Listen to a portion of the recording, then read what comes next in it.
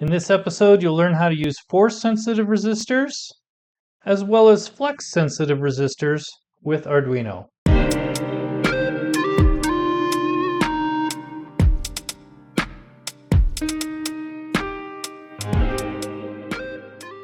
Let's start with the flex-sensitive resistor. Well, just as the name implies, a flex-sensitive resistor changes resistance as it bends.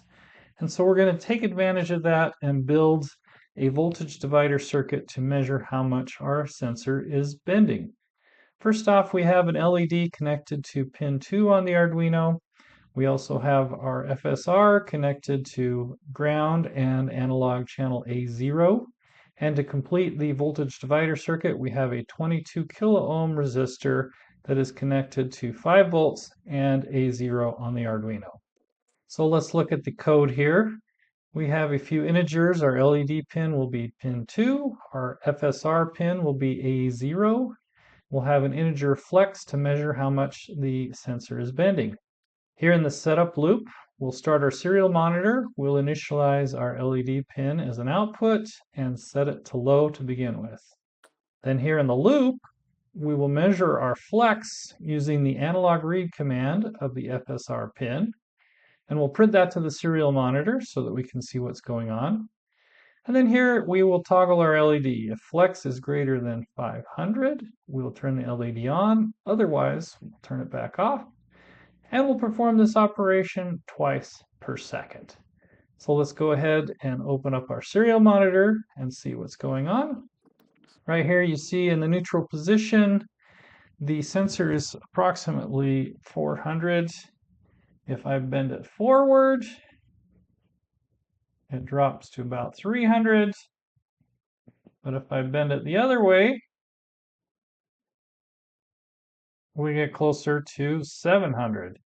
And you'll notice that LED is coming on right when we start to bend this sensor.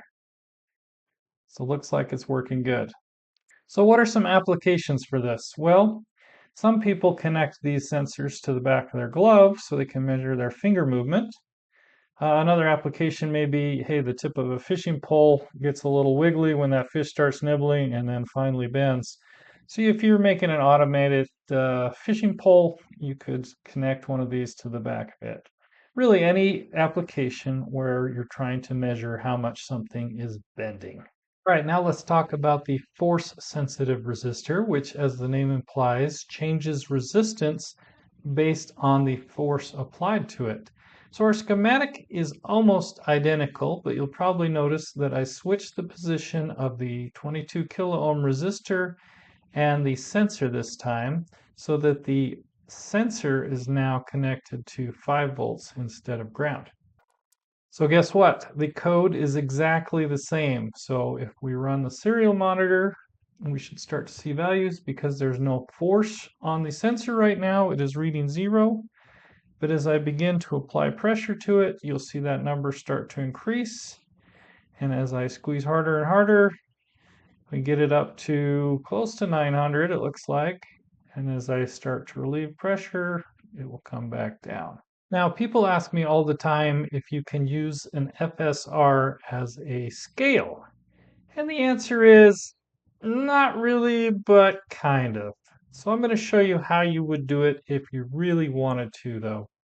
The reason why FSRs don't make great scales is because they're not linear. The output is not linear proportional to the weight.